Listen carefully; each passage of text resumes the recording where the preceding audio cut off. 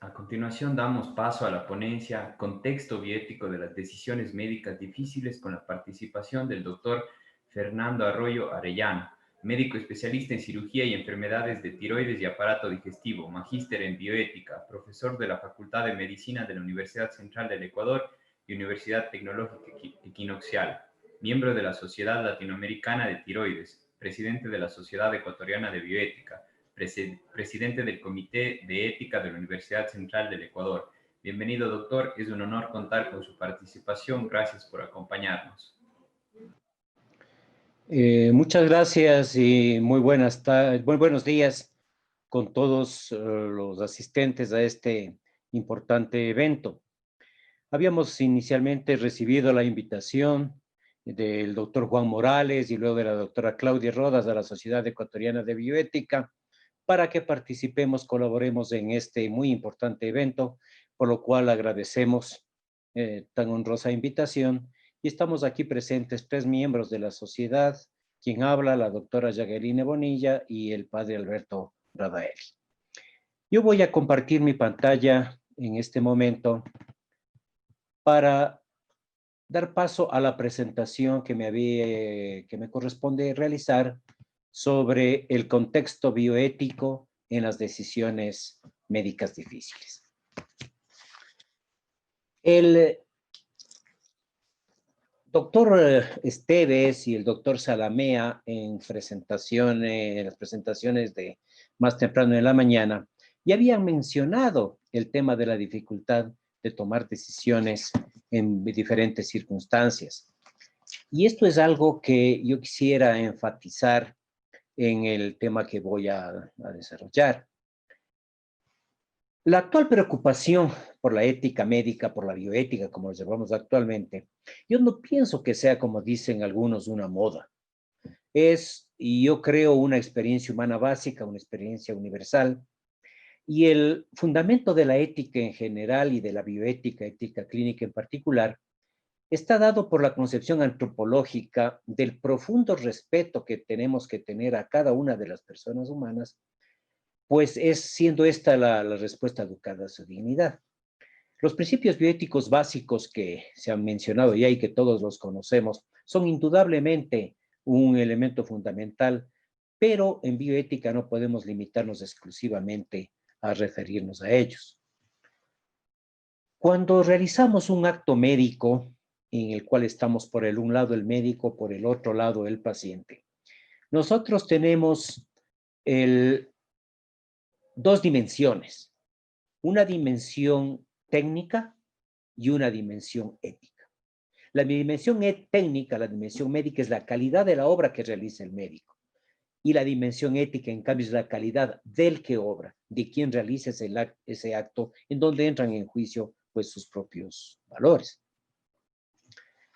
El desarrollo tecnológico que actualmente la medicina nos ha ofrecido nos permite que tengamos muchas posibilidades de intervenir en lo que significa la vida y la salud humana. Y el profesional de la salud tiene que detenerse frente a un paciente a pensar si él debe realizar todo aquello que podría realizar. Esto es la famosa frase que todos hemos escuchado, que no todo lo técnicamente posible es éticamente correcto. Entonces, la pregunta que interesa a la ética tiene que ver con el deber ser de nuestros actos. Sería la pregunta, por ejemplo, ¿cuáles son los fines que perseguimos nosotros con nuestras acciones? Si nos vamos un poco a la parte básica, a la parte filosófica, podríamos decir que dentro de los elementos que determinan la moralidad del acto, tenemos el objeto del acto moral, el fin del acto moral propiamente y las circunstancias concretas de la acción. Esto como una plataforma filosófica. El objeto moral es ¿qué estamos haciendo? Voy a poner el ejemplo de administrar morfina. Vamos a suponer un paciente con un cáncer avanzado, con una sintomatología dolorosa muy importante.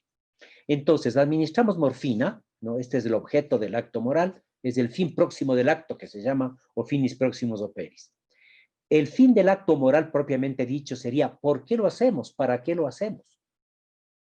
esto corresponde a la intención de la gente. Y aquí es donde ya vemos la decisión que hay que tomar. La pregunta es, ¿para qué le administro la morfina? La respuesta más simple sería para aliviar el dolor incoercible del paciente, lo cual está perfecto. Sin embargo, podría haber en la intención de la gente otro fin del acto moral que no es exclusivamente aliviar el dolor, sino por el contrario, entrar en temas de acortamientos de la vida. Entonces, esto es el fin del que obra, el finis operandi. Y tenemos además el tiempo, el lugar y el modo en que se va a realizar esta acción. La medicina moderna, siendo tan compleja, hace que la toma de decisiones clínicas no siempre sea fácil. Eso lo han demostrado ya el doctor Esteves, como digo, y el doctor Salamea. Y a más de las dudas netamente técnicas, en ocasiones pueden surgir dudas éticas. Por ejemplo, vamos a poner cargas físicas, psicológicas, espirituales o económicas impuestas por cierto tratamiento. ¿Son o no son proporcionadas a los resultados esperados? ¿Existen tal vez conflictos de valores? ¿Tiene el paciente en un momento dado, en un caso determinado, la capacidad de participar en la toma de decisiones? Preguntas muy importantes. Diego Gracia decía, con respecto a la toma de decisiones, que la realidad concreta es siempre más rica que nuestros esquemas intelectuales y que por tanto los desborda. Y que el proceso de toma de decisiones no puede consistir en una pura ecuación matemática, sino en el análisis cuidadoso y reflexivo de los principales factores implicados. Entonces, es sumamente importante el entrenamiento práctico para tomar decisiones adecuadas en la resolución de los dilemas ético-clínicos, y esto es algo de lo que hemos hecho énfasis en nuestros largos años, varias décadas de docencia, en los niveles de pregrado y de posgrado de los estudiantes de medicina y quienes están formando como especialistas. El profesor Bernard Law, hace ya 40 años, definía muy bien lo que es un problema ético clínico. Él decía, es una dificultad en la toma de decisiones frente a un paciente, en cuya resolución es necesario referirse a valores o principios que especifiquen lo que debe ser hecho, en oposición a lo que simplemente puede ser hecho o frecuentemente se hace. Aquí entonces tenemos decisiones científicas versus decisiones morales, y que se suman. En nuestra práctica clínica diaria, los médicos tenemos problemas diagnósticos, problemas terapéuticos, para los cuales tenemos que tomar una decisión técnica en base a hechos contextuales. Pero además hay que tomar en cuenta valores que tienen que ser ponderados. Entonces, si tenemos en la práctica clínica decisiones científicas y técnicas, pero además decisiones morales, es obligatorio que elijamos el mejor camino para cada situación. Esta decisión de lo mejor, y le ponemos entre comillas lo mejor, constituye ponderación de valores y juicio moral. Y esto exige un análisis de hechos, análisis de deberes. Los profesionales de la salud nos enfrentamos, digo yo, a problemas de naturaleza ética todos los días en un momento dado. Solemos decir a los estudiantes que debajo de cada decisión médica raspamos un poquito y encontramos una decisión ética que hay que tomar. Entonces, la pregunta que deberíamos hacernos permanentemente es, sé que puedo realizar este acto médico determinado, cualquiera que sea. Para ello tengo dos modos, un modo A y un modo B. ¿Cuál debo escoger? ¿Cómo debo hacer este escogitamiento? Entonces, las decisiones médicas difíciles nos acompañan a lo largo de la vida profesional y son de tipo ilimitado. Si queremos hacer una división más o menos como solemos hacerlo en bioética, medio cronológica, biográfica, al inicio de la vida tenemos problemas de gran envergadura, de gran discusión permanente, como los temas del aborto, por ejemplo. Pero también otros como aquel de control natal, del tratamiento de infertilidad, de tratamientos perinatales, de manejo de prematuridad, de malformaciones congénitas. En la vida también van a haber situaciones especiales que nos exigen decisiones difíciles. Trasplante de órgano, manejo del enfermo crítico, enfoque del paciente incapaz. La medicina de catástrofes, como lo que estamos viviendo ahora con COVID-19. Y la limitación que ahora actualmente más bien se llama adecuación del esfuerzo terapéutico, lo cual es muy común, especialmente en pacientes terminales y en pacientes de cuidados intensivos. Y entonces, en el final de la vida, en estos pacientes, por ejemplo, enfermos críticos de dudosa recuperabilidad, muchas cosas, que es lo que nos ha pasado en la época de la pandemia actual de COVID-19. Y hemos dicho pacientes terminales, los cuidados paliativos, manejo de las patologías severas del anciano y los grandes conflictos, las grandes controversias del final de la vida, que son pues eutanasia, suicidio asistido, muerte digna. Entonces, en cada una de estas situaciones, ¿qué es lo que nos aparece? Dudas, conflictos, con muchos problemas éticos. Y estos problemas éticos no siempre, yo diría que hasta pocas veces, son explícitamente identificados por los profesionales que están manejando el caso. Y quienes se encuentran ante una situación de orden ético, a veces lo resuelven o toman una decisión intuitiva y no reconocen que existen valores en juego y menos aún analizan sistemáticamente cómo deberían tomarse estas decisiones.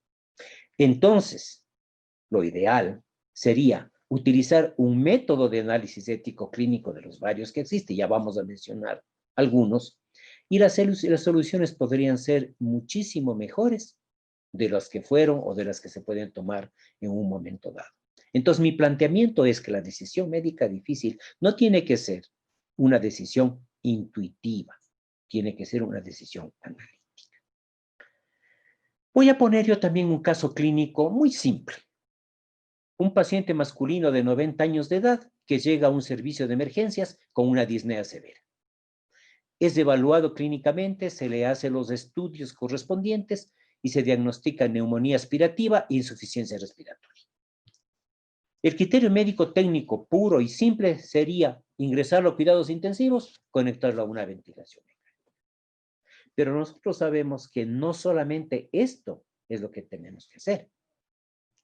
Tenemos implicaciones éticas y esas son las que tenemos que buscarle. Una decisión éticamente correcta, distinguidos amigos, no puede restringirse a un criterio biológico médico, sino que tiene que ponderar otros elementos presentes en el caso que estamos planteando. Este es un paciente que presenta un daño psicoorgánico, que ya ha tenido una mala calidad de vida previa. Esto entonces ya nos hace pensar que no es cuestión de llevarlo a cuidados intensivos.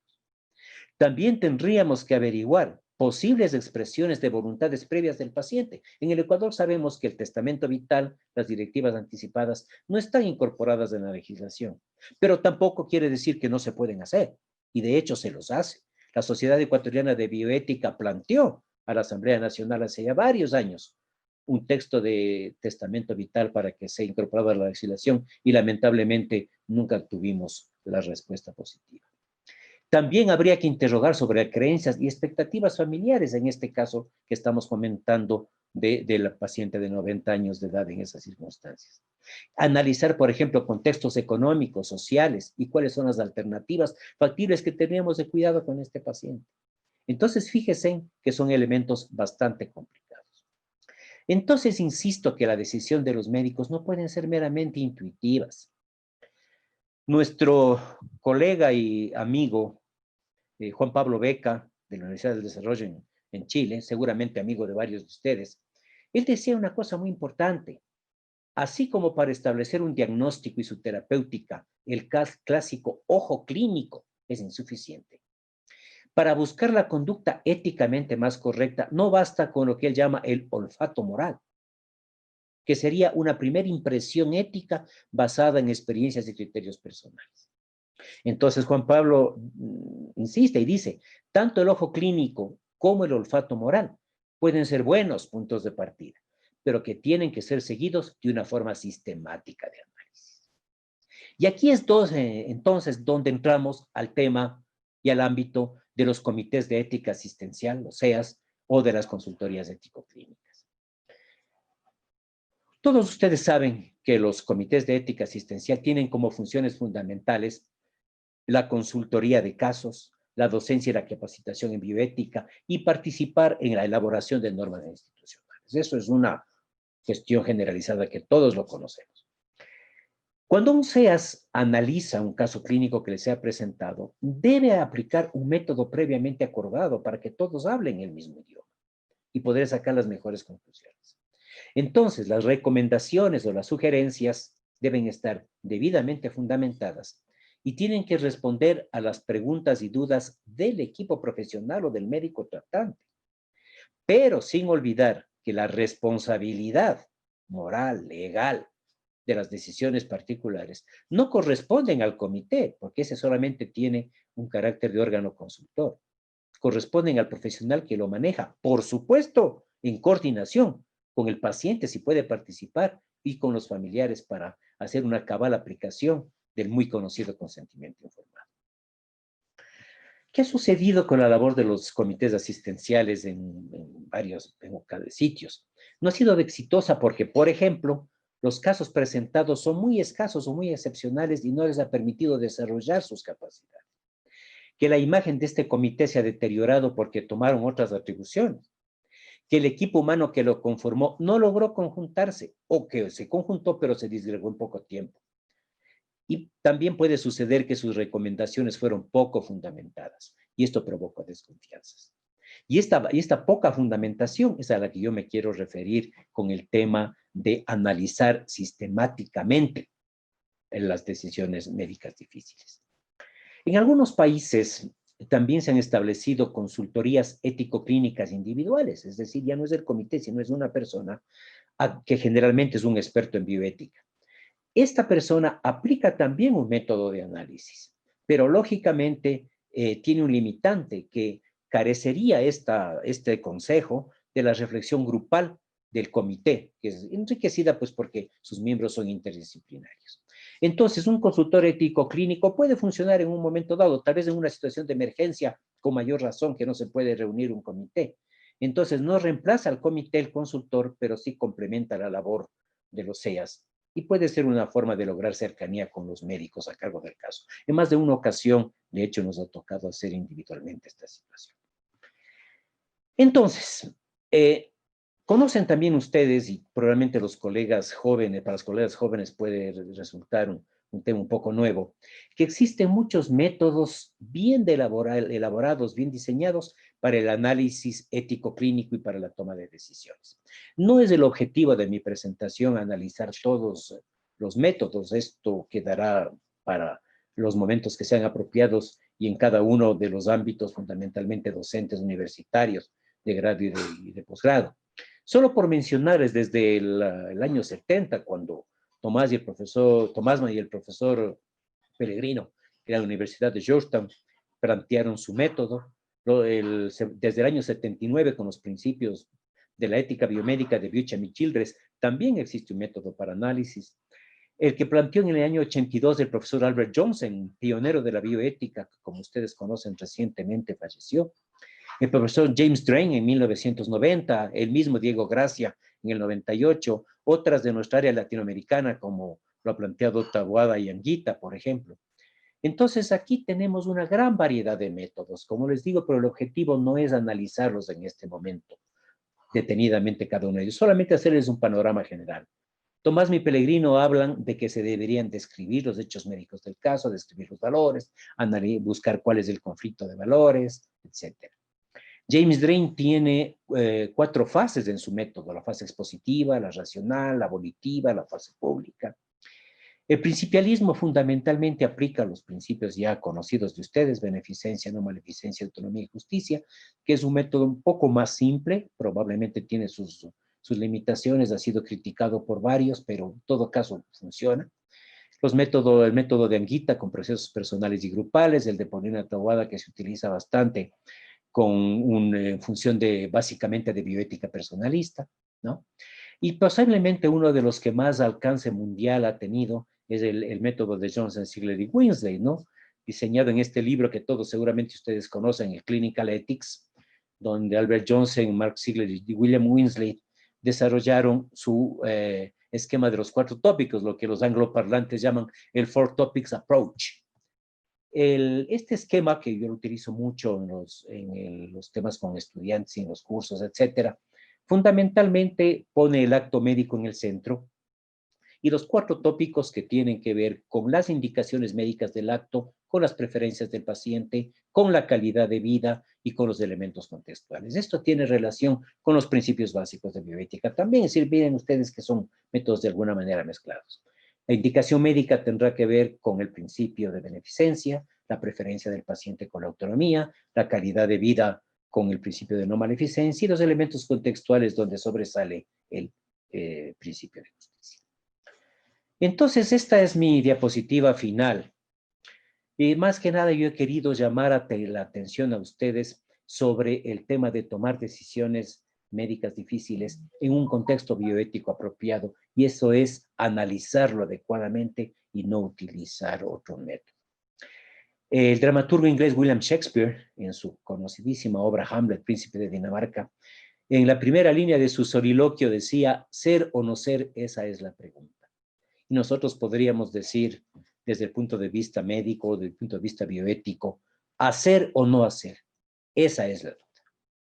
Entonces, el mensaje final, para terminar, es no resolver intuitivamente los conflictos ético-clínicos, sino analizarlos sistemáticamente y proceder en consecuencia. Ese debería ser el mensaje, especialmente, como digo, para los colegas jóvenes que nos acompañan, para los estudiantes que están en formación, porque de alguna manera quienes hemos avanzado ya bastantes años por delante de ellos, tenemos elaborados ya nuestros propios esquemas, pero qué mejor que pudiesen adquirir estas habilidades en beneficio fundamentalmente de sus pacientes. Muchas gracias. Muchísimas gracias al doctor Fernando Arroyo por su intervención. Al final de esta temática daremos paso a la serie de preguntas. A continuación damos paso a la ponencia El consentimiento informado con la participación de la doctora Jacqueline Bonilla, licenciada en Ciencias de la Enfermería por la Universidad Central del Ecuador, especialista en Enfermería y Medicina Crítica por la Universidad Central del Ecuador, diplomado en Evaluación Educativa y diseño Curricular, diplomado en Gerencia Educativa, máster en Pedagogía en Educación Superior, máster en Bioética por la Universidad Libre Internacional de las Américas, doctor en Ciencias de la Vida por la Universidad Libre Internacional de las Américas, subdecana de la Facultad de Medicina de la Universidad Central del Ecuador, autora de 23 publicaciones, 12 artículos científicos en revistas indexadas. Bienvenida, doctora, es un honor contar con su participación. Gracias por acompañarnos.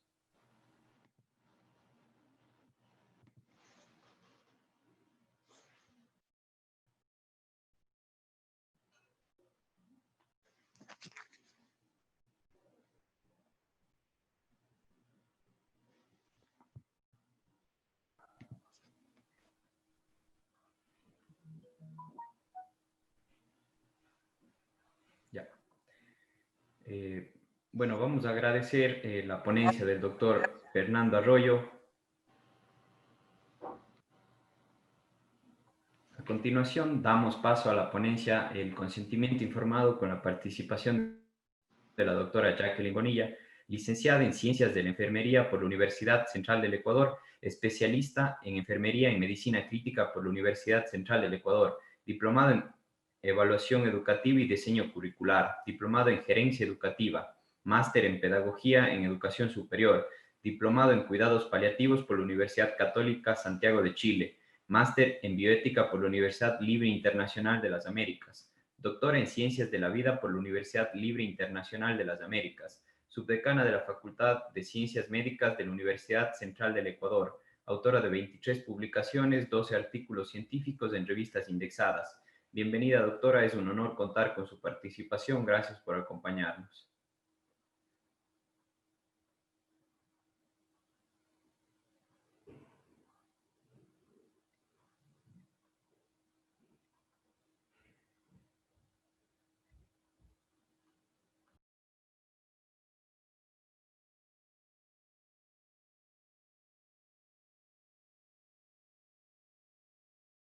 Estamos presentes con la doctora.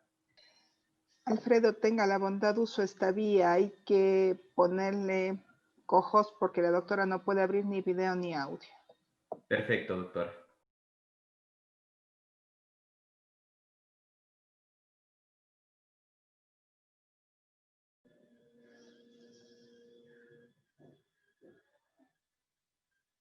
Tal vez podríamos proceder a preguntas, Alfredo.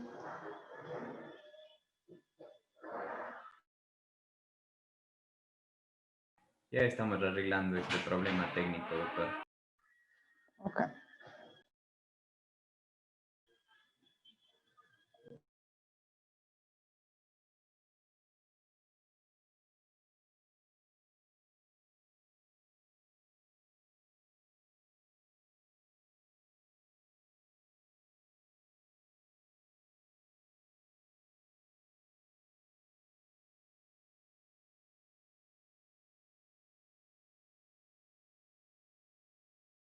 Lisette, no sé si nos podrías ayudar subiéndole como co-host.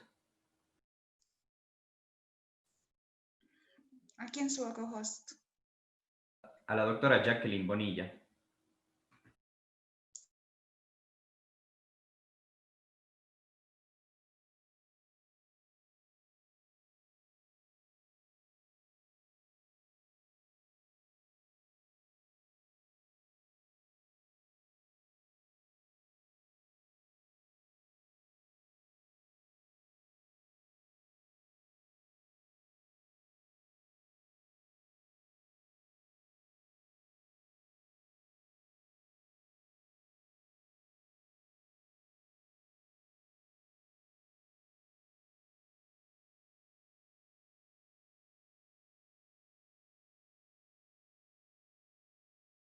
Doctora Jacqueline Bonilla, no sé si nos pueda ayudar prendiendo el micrófono y la cámara.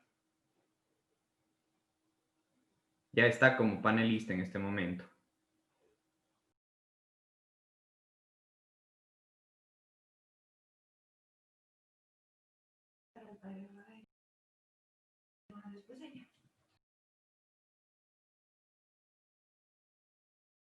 Bueno, estamos con un pequeño problema técnico con la doctora Jacqueline Bonilla.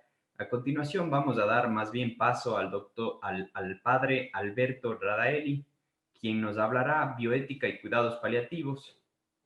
Es un religioso camiliano perteneciente a la orden religiosa Ministros de los Enfermos, licenciado en Teología Pastoral de la Salud en el Instituto Internacional de Teología Pastoral Sanitaria Camilianum de Roma, magíster en Teología de Pastoral de la Salud en la Pontificia Universidad Católica del Ecuador, fundador de la Fundación Ecuatoriana de Cuidados Paliativos, FECUPAL, director del Centro Camiliano de Humanización y Pastoral de Salud, autor de numerosos artículos de pastoral y bioética, miembro fundador de la Sociedad Ecuatoriana de Bioética y miembro del directorio, miembro de la Comisión Nacional de Bioética ante el Ministerio de Salud Pública.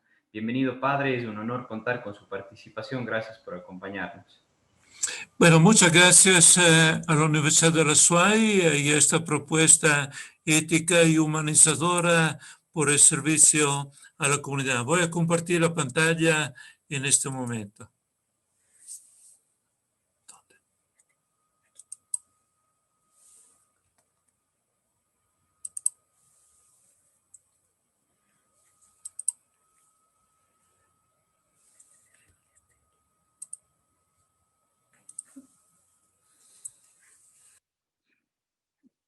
Súbeme esto.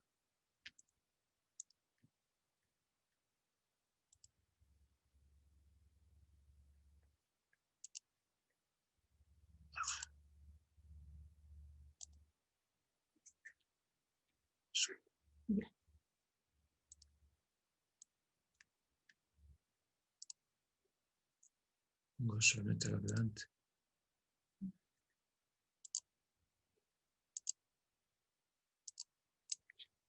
Bueno, buenos días nuevamente. Gracias por esta posibilidad de intervención, rescatando el papel y la misión de la medicina paliativa con su enfoque, sin duda, bioético. Vamos a recordar la importancia de la medicina paliativa como No es la primera esta. Dentro de este enfoque, yo enfocaría un poco esta propuesta. Los cuidados paliativos son al servicio de una ética del cuidado. Entonces, gracias por esta socialización al servicio de toda la comunidad. ¿Qué es fundamentalmente la medicina paliativa? Podemos decir que constituye un instrumento precioso irrenunciable para acompañar al paciente en las fases más dolorosas, penosas, críticas y terminales de la enfermedad. No hay enfermos terminales, hay enfermedades en etapa terminal. Los cuidados paliativos son la expresión más auténtica de una acción humana y espiritual del cuidado. Hablaríamos de una intervención biográfica, el símbolo tangible del compasivo estar junto al que sufre. Y se trata de tutelar la vida del paciente en las fases más críticas de la enfermedad. El doctor Edmund Pellegrino, que citaba hace poco Fernando Arroyo, diría que el principio bioético por encima de todo es uno solo. Todo lo que hagamos sea siempre por el bien del paciente. La Organización Mundial de la Salud solamente en el año de 1990 incursionaba en la medicina paliativa. Recordamos que los cuidados paliativos son una tradición muy antigua, podríamos hablar desde el siglo XII, pero que solamente en los años 60, con la doctora Cicely Saunders, con la intervención de la Elisabeth Kubler-Ross, vuelven a retomar auge en nuestros días. La OMS diría que es el cuidado total de los pacientes cuya enfermedad no responde a un tratamiento activo. Son de especial relevancia el control del dolor y otros síntomas físicos, así como la atención a problemas psicológicos, sociales y espirituales. Y el objetivo de los cuidados paliativos es conseguir la mejor calidad de vida del paciente y de toda su familia. Hoy hay una definición más cerca de nosotros del Instituto Internacional de Atención en Hospice y en Cuidado Paliativo. Es una visión mucho más abierta. Diría que son los cuidados holísticos activos de las personas de todas las edades con un sufrimiento grave relacionado con la salud debido a una enfermedad grave y especialmente de las personas cercanas al final de la vida. Su objetivo es mejorar la calidad de vida de los pacientes, sus familias y sus cuidadores, el famoso triángulo terapéutico, familia, cuidador y paciente. Vemos cómo este instituto de atención en hospice y cuidado paliativo nos habla ya de una intervención también con pacientes crónicos.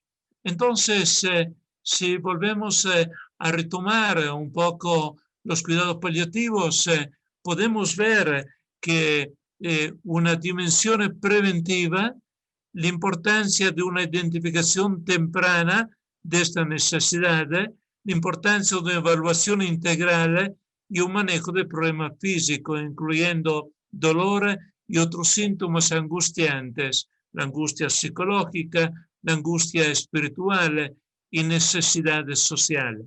Siempre que sea posible, estas intervenciones deben basarse siempre en la evidencia y brindan apoyo para ayudar a los pacientes a vivir los más plenamente posible hasta la muerte, al facilitar una comunicación efectiva y ayudarlos a ellos y a sus familias a determinar los objetivos de la atención. Algo muy importante, entonces, no ayudar solamente a morir bien, sino ayudarle a vivir bien estos momentos importantes y tangibles de la vida.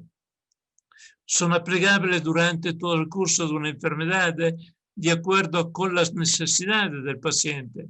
Se proporcionan con terapia de modificación de la enfermedad, siempre que sea necesario, hablamos de una asistencia continuada, pueden influir positivamente en el curso de la enfermedad, no pretenden acelerar ni posponer la muerte, afirman la vida y reconocen la muerte como un proceso natural.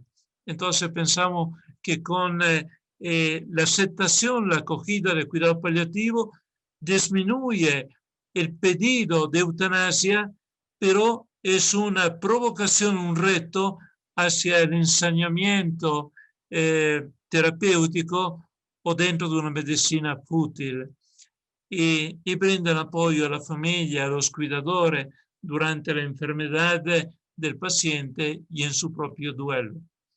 Bueno, se entregan reconociendo y respetando siempre los valores culturales, las creencias del paciente y la familia, son aplicables en todos los entornos de atención médica, es decir, en la residencia del paciente, como en todas las casas de salud, de un primer nivel a un tercer nivel de salud, y pueden ser brindados por profesionales con capacitaciones básica en cuidado paliativo. Se requiere también cuidado paliativo especializado con un equipo multiprofesional interdisciplinario para casos siempre complejos. Cuidado paliativo viene de esta palabra latina, pallium, es decir, un manto de una relación interpersonal. Entonces rescatamos de verdad el valor de una relación paciente, familia y equipo de salud. Cuando la vida se presenta en su fragilidad extrema, surge la necesidad de encontrar a alguien dispuesto a cubrirla para llevar el sufrimiento, procurándole calor, consuelo y apoyo. Esta es una definición de Marie de Nessel, una psicóloga que intervino sobre todo en Francia mucho en cuidado paliativo.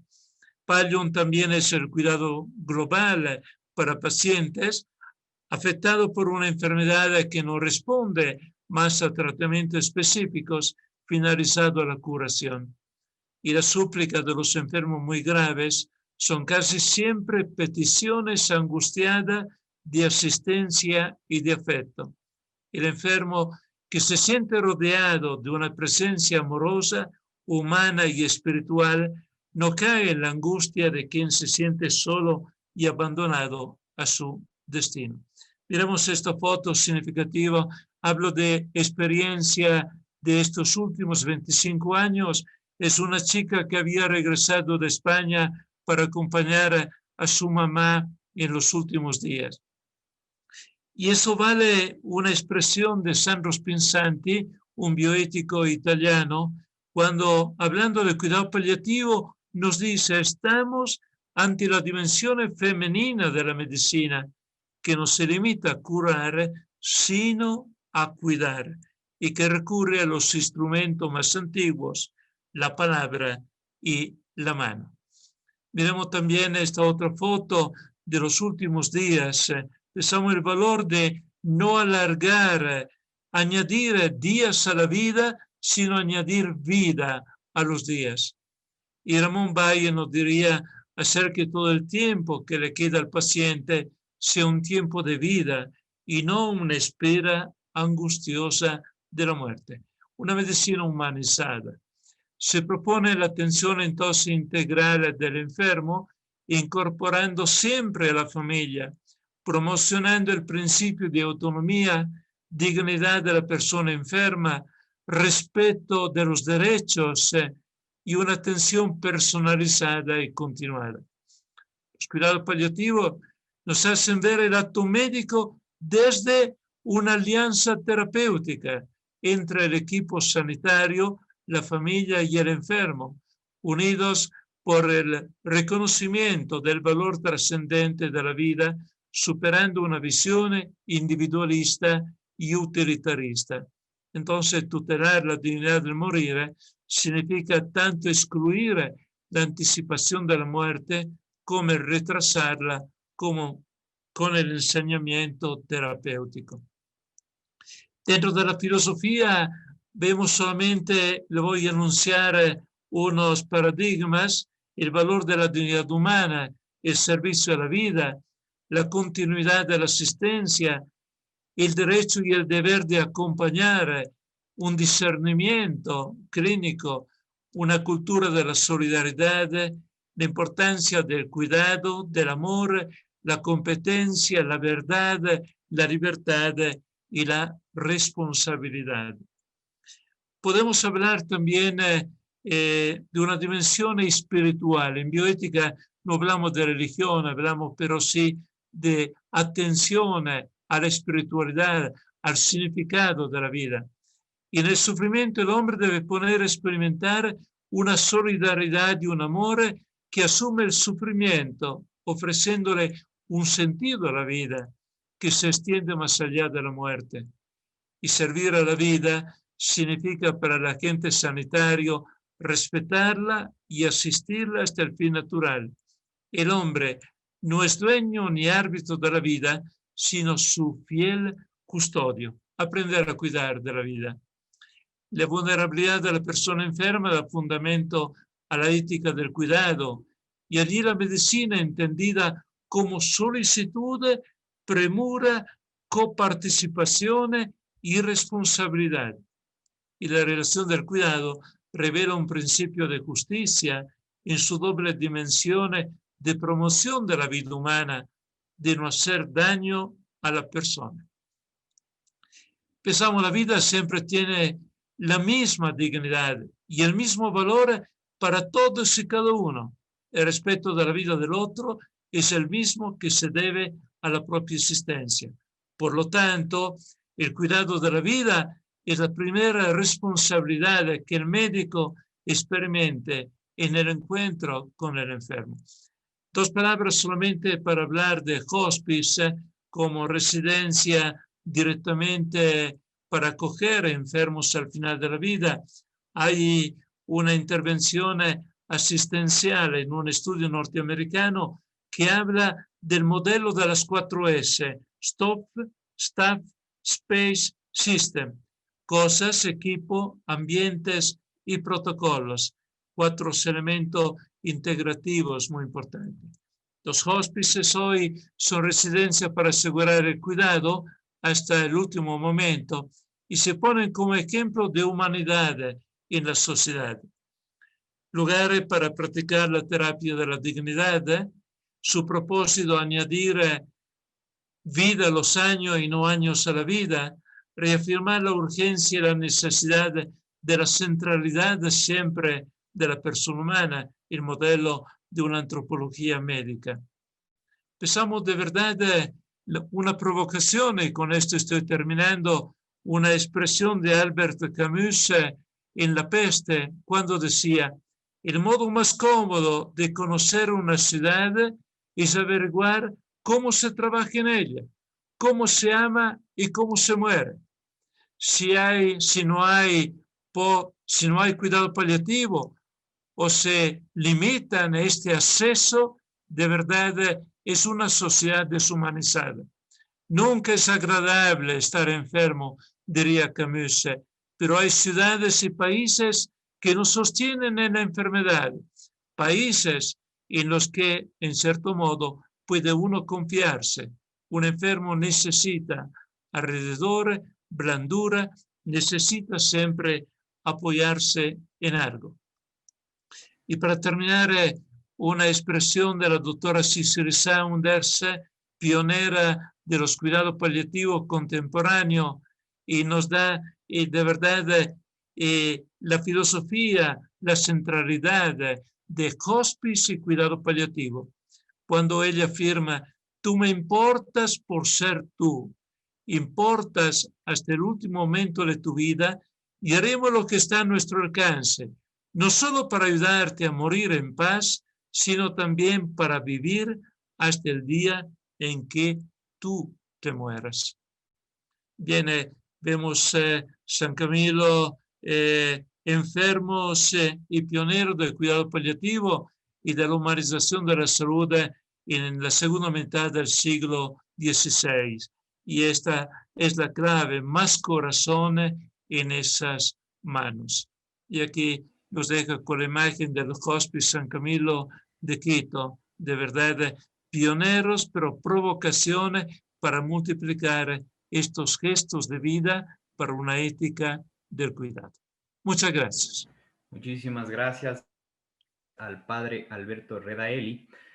A continuación, damos paso a la ponencia del consentimiento informado con la participación de la doctora Jacqueline Bonilla, licenciada en Ciencias de la Enfermería por la Universidad Central del Ecuador, especialista en Enfermería en Medicina Crítica por la Universidad Central del Ecuador, diplomado en Evaluación Educativa y Diseño Curricular, diplomado en Gerencia Educativa, máster en Pedagogía en Educación Superior, diplomado en Bioética por la Universidad Católica Santiago de Chile, diplomado en Cuidados Paliativos por la Universidad Católica Santiago de Chile, máster en Bioética por la Universidad Libre Internacional de las Américas, doctor en Ciencias de la Vida por la Universidad Libre Internacional de las Américas, subdecana de la Facultad de Ciencias Médicas de la Universidad Central del Ecuador, autora de 23 publicaciones, 12 artículos científicos en revistas indexadas. Bienvenida, doctora, es un honor contar con su participación. Gracias por acompañarnos. Bueno, muchísimas gracias por la invitación.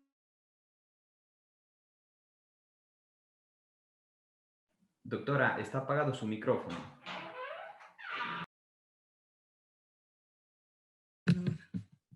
¿Ahí me están escuchando? Estamos bien. Sí, ahí estamos bien, doctora. Bueno, intentaré compartir la pantalla entonces.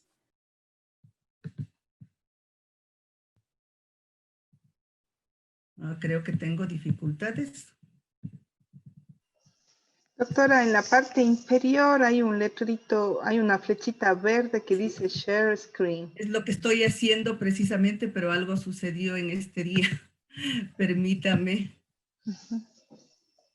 Nuevamente, no sé qué sucedió, pero tengo dificultades. Ay, Dios. Vamos viendo ahí.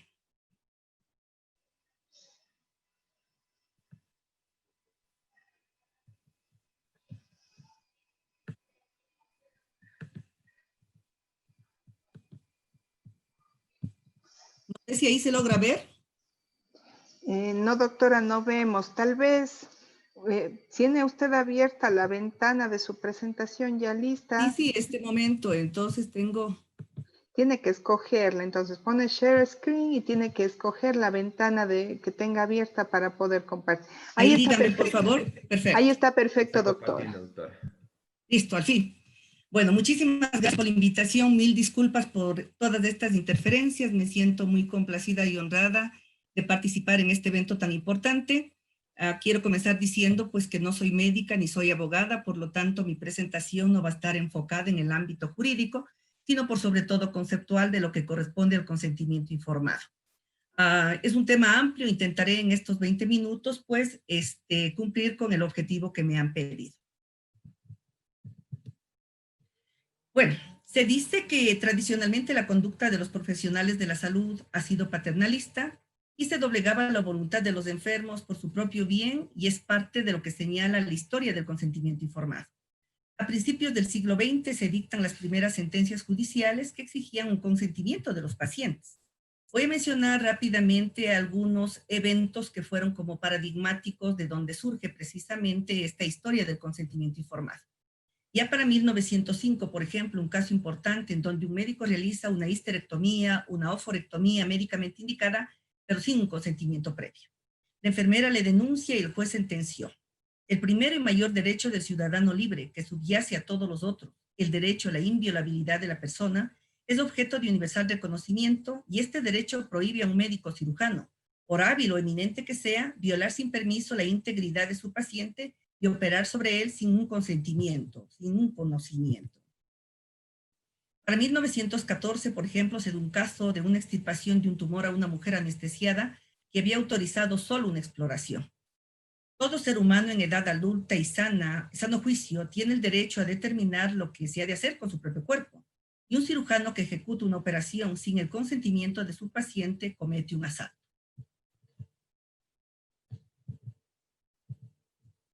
Para 1960, por ejemplo, se provoca una severa quemadura por radioterapia y la paciente demanda al médico por no haberle advertido de los daños secundarios previsibles. A todo hombre se le considera dueño de su propio cuerpo y puede, si está en su sano juicio, prohibir expresamente la realización de una cirugía salvadora de la vida u otro tratamiento médico.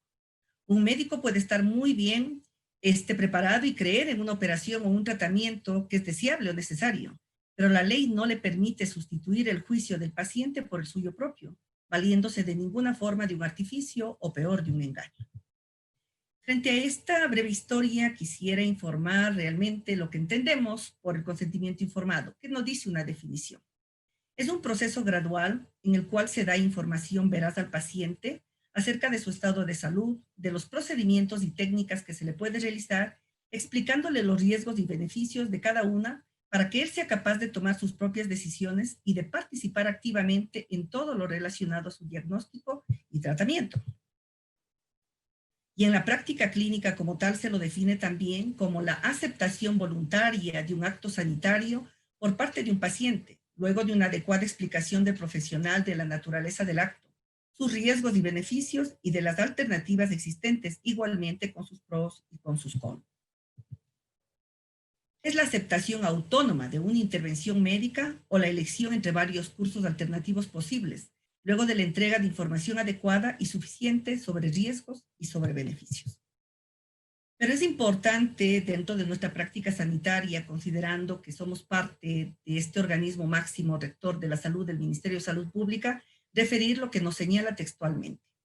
Es el proceso de comunicación y deliberación que forma parte de la relación de un profesional de la salud y un paciente capaz, por el cual una persona autónoma, de forma voluntaria, acepta, niega o revoca una intervención de salud.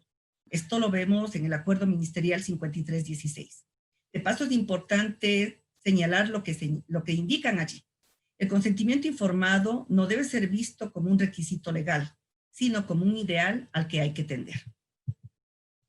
Pero también aquí es importante analizar un poquito, porque cuando hablamos justamente de consentimiento informado, asumimos que este solo responde al principio de autonomía dentro de lo que en la bioética se describe. El Ministerio de Salud Pública dice, por ejemplo, que el consentimiento informado apoya en cumplir con todos los principios. Se respeta la autonomía, se actúa por beneficencia del paciente, evitando prácticas maleficientes y asignando criterios de justicia sanitaria para la práctica clínica que se propone. Lo que debe hacerse resulta, por tanto, de ponderar el respeto a la autonomía, a la beneficencia, en un marco preestablecido por la no maleficencia y desde luego también por la justicia sanitaria. Brevemente mencionar algunos fundamentos que tienen que ser considerados dentro del consentimiento informado.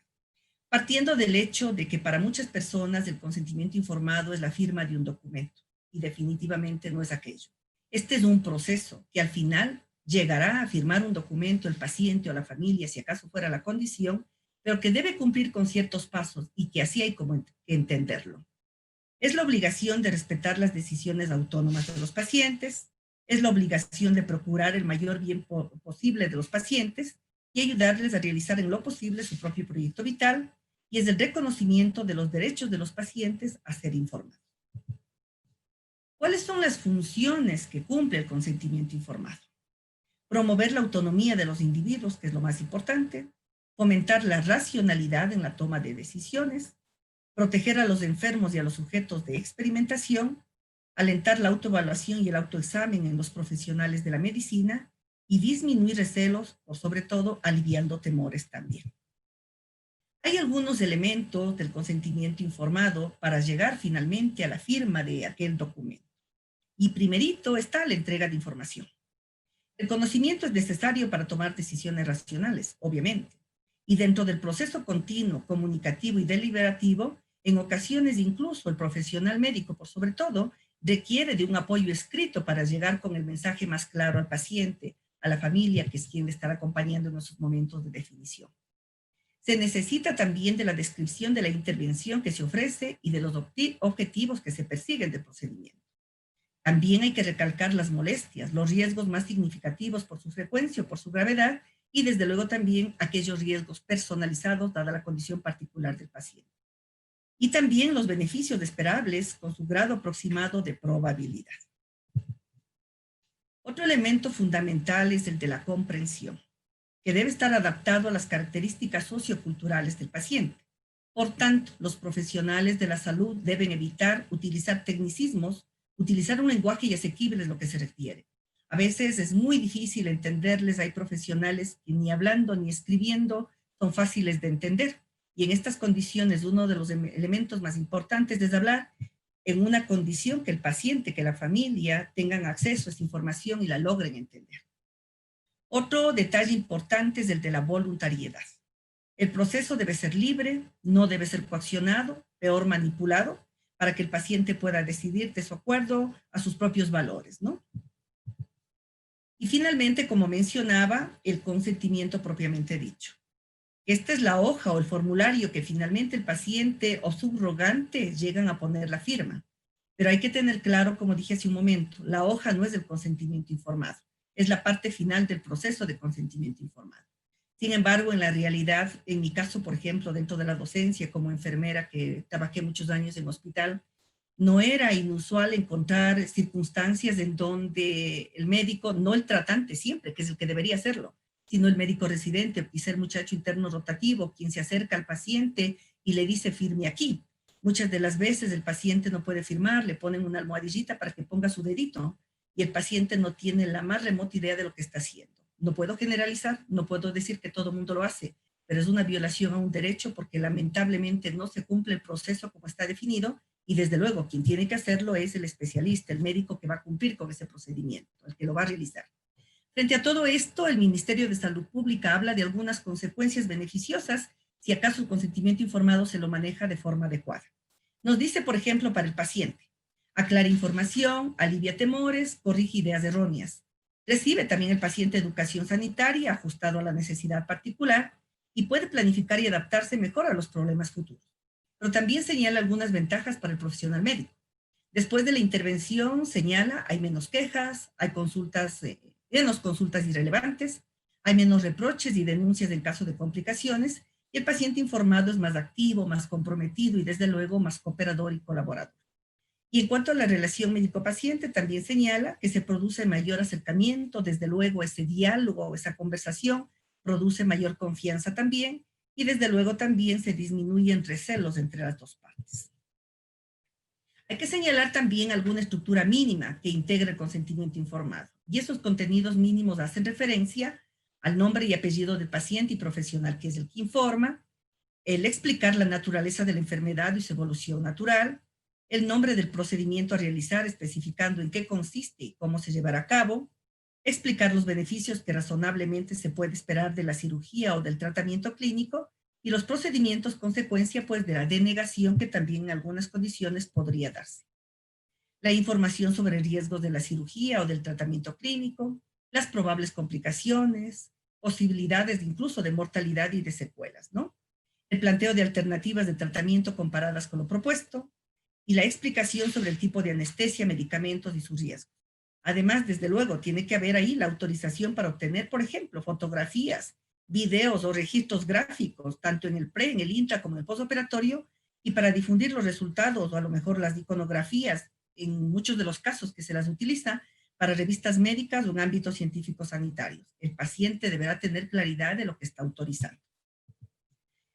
También la posibilidad de revocar el consentimiento en cualquier momento, antes de la cirugía o de cualquier procedimiento terapéutico. Obviamente más adelante mencionaré una situación es actuar en situaciones emergentes en donde no hay posibilidad de explicación, pero si se trata, por ejemplo, de un procedimiento planificado, el paciente va a la consulta externa, el cirujano no en la primera visita va a conseguir ese consentimiento, a lo mejor necesitará el paciente 2, 3 sesiones para conversar con la familia, en muchos de los casos incluso para compartir la información con otro profesional, pero es un procedimiento realmente que prevé un proceso completo. La satisfacción del paciente por la información recibida y aclaración de sus dudas, y también la fecha y firma clara del profesional, paciente y testigos, si acaso los hubiera. ¿Cuándo se puede decir que la explicación previa al consentimiento informado ha sido adecuada? Cuando es dada por un profesional competente y que domina el tema, por lo tanto, como se había dicho, es el especialista el que va a ejecutar el procedimiento, quien tiene la obligación de dar toda esta información y llegar a consentimiento como tal, cuando es dada con toda la veracidad y amplitud del caso, sin disminuir o aumentar datos, cuando permite a la persona tomar razonadamente una actitud válida basada al menos en el no rechazo. Hay algunos autores que nos indican qué es lo que se debería señalar en el consentimiento informado, qué información el especialista debía dar. Por ejemplo, Sánchez González dice, deberíamos poner énfasis en la descripción de la intervención, en las molestias y riesgos significativos, en las alternativas factibles, en un curso espontáneo y recomendaciones del médico. Para Pérez, Melero dice, la descripción de la enfermedad y el curso de la misma, como sin tratamiento, la descripción de diagnósticos y riesgos accesibles a nivel cultural del paciente, que ya lo habíamos dicho. Para Aurelio Luna, por ejemplo, dice, se debe dar una información clara, comprensible, leal y completa, y adaptada pues, a un nivel científico comprensible para el paciente. Pero también hay que mencionar algunas excepciones al consentimiento. Cuando de pronto hay un imperativo legal o judicial, como dije hace rato, cuando se trata de una urgencia y la situación es de gravedad para el paciente y es un grave riesgo para la salud pública, cuando se tratan de pacientes sin capacidad y sin familiares, cuando también ha habido una renuncia del paciente a participar, a ser informado, que podría ser eventual, pero podría darse el caso, y en algunas circunstancias cuando hablamos del privilegio terapéutico, que ustedes conocen muy bien, que son excepciones también en donde el profesional con su criterio considera que si le da la noticia al paciente, por ejemplo, o va a pedir una autorización, podría agravar su condición. El profesional y la comprensión del paciente es importante también considerarla. El profesional tiene la obligación ética de hacer un esfuerzo para asegurarse de que el paciente ha comprendido claramente lo que se le ha explicado. ¿Cómo? Por sobre todo, pues desde luego haciéndole preguntas básicas, ¿no? Y esperando que las respuestas tengan coherencia con lo que se ha explicado. ¿A quién le corresponde la obligación entonces de obtener el consentimiento?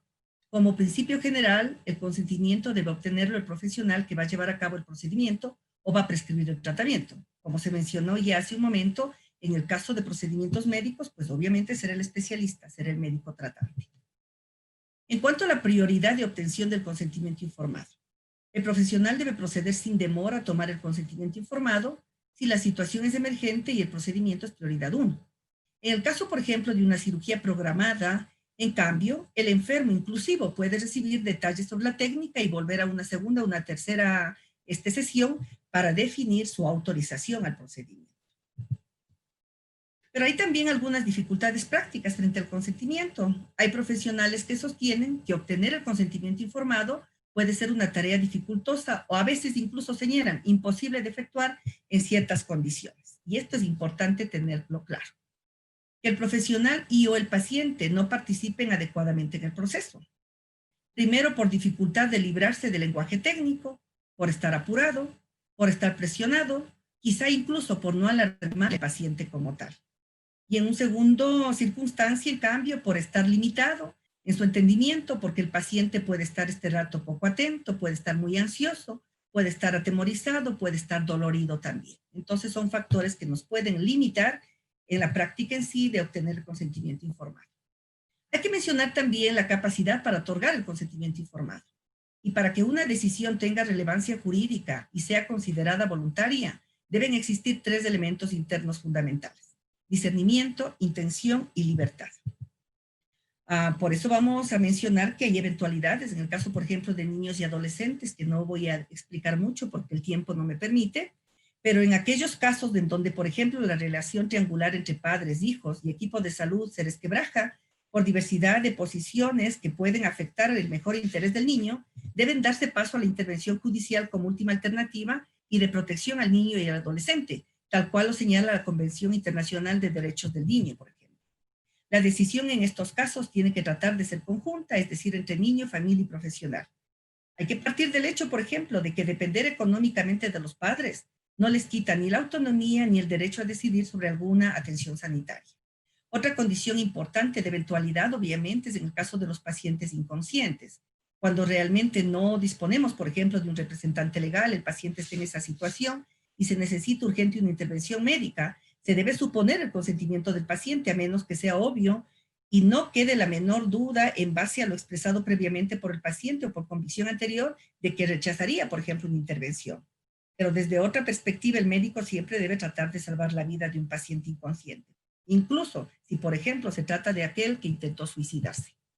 Y finalmente, en cuanto al consentimiento en el adulto mayor, por ejemplo, el anciano que tenga muy disminuidas sus facultades mentales puede ser fácilmente sujeto de violación de su autonomía hasta por parte de su propia familia. En estas circunstancias, ¿cuál sería la aceptación del rechazo consciente? Algunas personas que están adecuadamente informadas y no están mentalmente incapacitadas pueden rechazar las recomendaciones del profesional sobre la realización de un acto o intervención. Si la falta de ejecución de este acto no representa un riesgo vital para el enfermo, se lo puede diferir hasta indagar sobre las causas, por ejemplo, del rechazo. Y con esto, pues, he terminado. En realidad, el tiempo es apretado. He querido presentar los elementos más indispensables, pero solo quería terminar diciendo que a veces sentimos que lo que hacemos es tan solo una gota en el mar, pero el mar sería menos si le faltara esa gota. Muchísimas gracias. Muchísimas gracias a la doctora Jacqueline Bonilla por su excelente ponencia sobre el consentimiento informado.